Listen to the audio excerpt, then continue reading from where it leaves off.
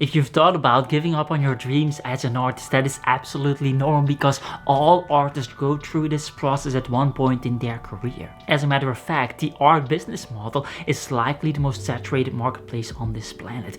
At any given moment, you have millions of people that are trying to become the next best thing, and only 100 people or something that are the next best thing. And so millions to 100, that's kind of a bottleneck not in your favor. But on top of that, and this is very crucial, in the art business model, you are not only fighting against your contemporaries, but also against the smartest and brightest people out of the history books, because Leonardo da Vinci might be dead for 500 years, but his art is still being consumed, being bought and sold in the marketplace. And so even though he has been dead for 500 years, he is still kind of your competitor to some extent. I don't like to use the word competitor, but you kind of get the point. This is a very saturated marketplace. And so what does it mean to be in the most competitive marketplace on this planet? Well, for me, it meant that at some point in my career, I was lying on the ground floor in my studio, crying, contemplating all my previous life decisions. Why did I went for this art career? Is this even possible? Will I ever make enough money to support some kind of family in the future? Will girls even consider me once they know how little money I'm making? And all of these thoughts were crippling, they were devastating, they were depressing. And so let's talk about this. Let's talk about your dreams of becoming an artist, about your thoughts of giving up as an artist, and possible solutions for those problems. And let's be realistic, because yes, it's true, art is probably most likely the most saturated marketplace on this planet, but it's also never been better to be an artist than today. Artists have never made more money with their art than they are making today. And thanks to technology, a new type of business model has been created, a creator economy that is more powerful than any other art business model we have in the past. One of the first problems you face as an artist is marketing yourself and meeting new people. And so here's what I would do. I would go to art fairs and galleries. I would dress up like an artist, ready to meet new people, ready to meet the collector that would make all my dreams come true, ready to meet the gallery owner that would suddenly transform my entire art career. And the reality of those situations early on in my career is that I was walking on those art fairs, looking at the art and fantasizing about talking to people. In reality, I wasn't talking to anyone. I didn't have the guts, I didn't have the social skills, and I had some social anxiety, some introversion in me, and I just couldn't make that happen. And in those moments, it's very easy to think that you simply are not good enough, that you don't have the social skills necessary to create an art career out of yourself.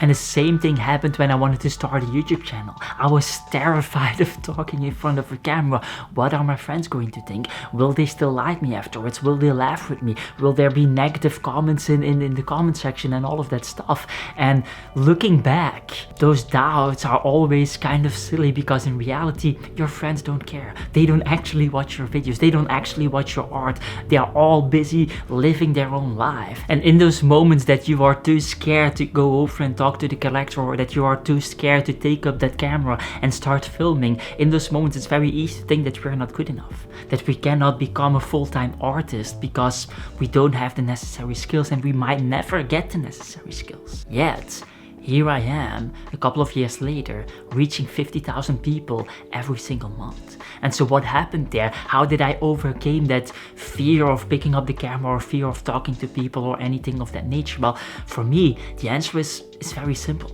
I just wanted to talk to people way more than I wanted to be shy or introverted. And if you want something that nobody else has, you have to be willing to do something that nobody else is doing. And for some, that means going over to the collector and talking to them. For others, it means picking up that camera and started talking. For others, it means both. And as harsh as this might sound, as simple as this might sound, if you want it bad enough, you will find a way, even if you're an introvert. Picasso, no, not Picasso, I think Van Gogh said it beautifully when he said, if you hear a voice within you that says that you cannot paint, then by all means paint, and that voice will be silenced.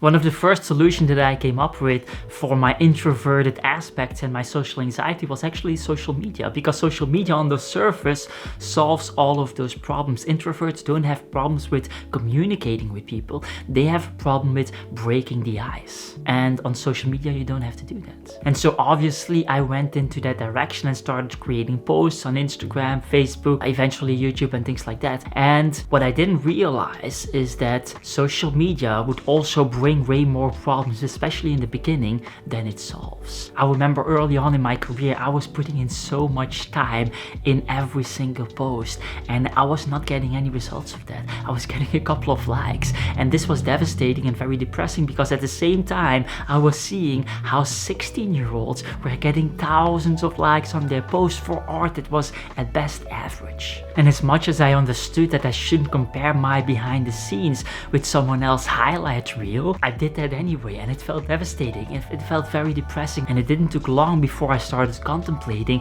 whether or not I was way too old to succeed on social media, or whether it was simply too late to still succeed on social media. And these thoughts again became somewhat crippling after years of trying and years of failure. And one of the dangers with having no social media success is that you slowly start thinking it's your fault and it's because of the art that you are making, and this is a very dangerous trajectory. And the reason this is so dangerous is that artists in those situations oftentimes change the art that they are making in function of the audience. They are so desperate for the likes, so desperate for the attention of other people, that they start to make art for those other people. And on the surface this is okay, this sounds like a good plan. You have to change your art anyway, you have to improve as an artist anyway, so why don't you try to improve and bring your art more in line with the desires of the marketplace?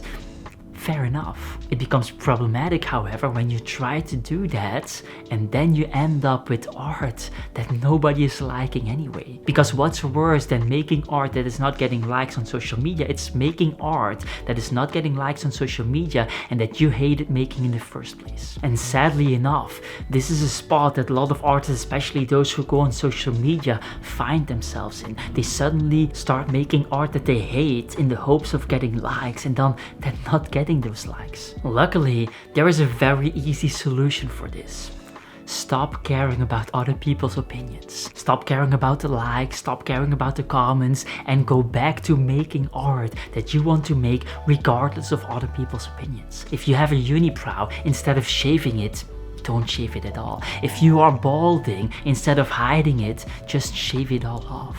If you have a really bad post that you don't dare to post on Instagram, post it anyway. As a matter of fact, take your worst painting or drawing or anything that you've ever made and then post it on Instagram. Sometimes the best thing that can happen to you is that your worst fear becomes a reality, because more often than not, in that moment, you suddenly realize there was nothing to be afraid of in the first place. The reality is that there is no reason to give a fuck about other people's opinions, because the reality is that those other people don't even have those opinions in the first place. They are all busy living their own lives, and as much as you think they are busy formulating opinions about you, they simply don't.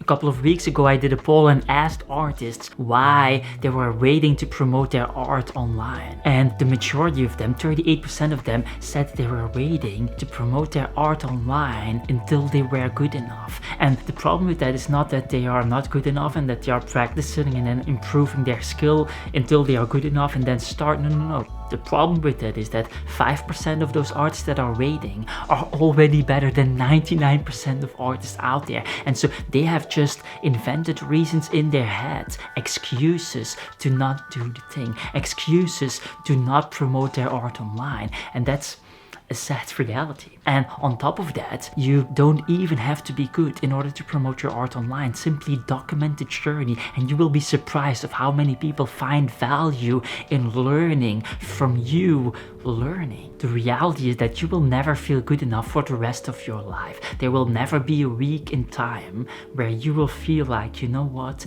I'm the best artist alive. I don't know who it was that said you don't have to be great in order to start, but you have to start in order to be great. And that's just a very powerful statement, because most artists have exactly that problem. They simply need to start. And as much as this video is about quitting on your dreams as an artist, the reality is that most artists don't have a problem with quitting, they have a problem with starting. Most artists never start chasing their dreams in the first place.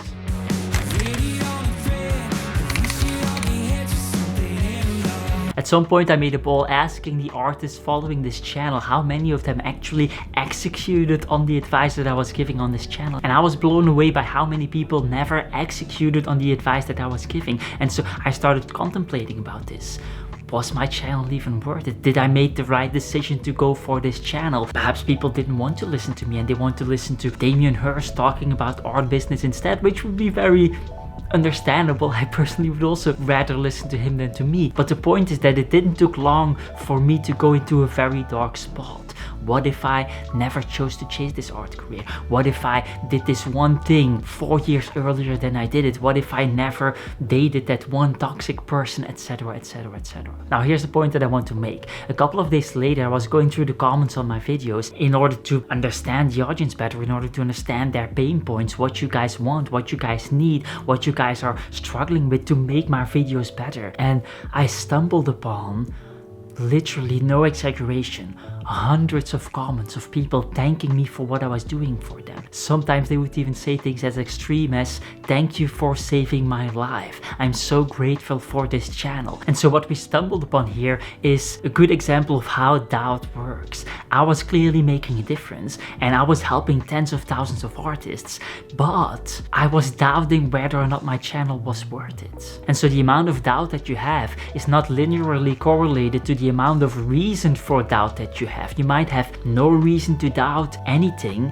and doubt everything all at once, or the opposite, have a lot of reason to doubt but be the most confident guy in the room. There's this one amazing research, probably one of my favorites, where they asked participants to watch a video of people passing basketballs and they had to count the passes. And then after they did that, they asked the participants if they saw anything unusual in the video, and most participants said that they didn't saw anything unusual in the video. Yet throughout the video there was a gorilla, a man in a gorilla suit walking over the basketball court, and they didn't saw something as obvious as a man in a gorilla suit. Why? Because they were focused on counting the passes. And so what can we learn from this? Well, what you aim for in life literally shapes your reality of life itself. Depending on what you aim, you will feel doubt, misery, despair, and think about quitting your art career, or you will feel like the best artist alive. And so dealing with these feelings of quitting your dreams of becoming an artist might be as simple as changing what you focus on. Instead of counting the passes, counting the likes, counting the comments, just take a couple of steps back and simply watch the game. And when you do this, you might notice that you are not alone, that all artists have fears, that all of them are doubting at some points in their careers, that all of them have moments where they think they are worthless and moments where they are walking on the clouds. This is simply part of the package of what it means to be an artist. And those who become full-time artists are not those without fears, but those who plow through despite the fears. If you need more motivation as an artist to keep on going, I have 2 other videos that talk about the darkest moments in my art career, the moments where I thought about quitting most. I've put them in a playlist and I'll link the playlist in the description and the end screen. That said, get the hell out of here.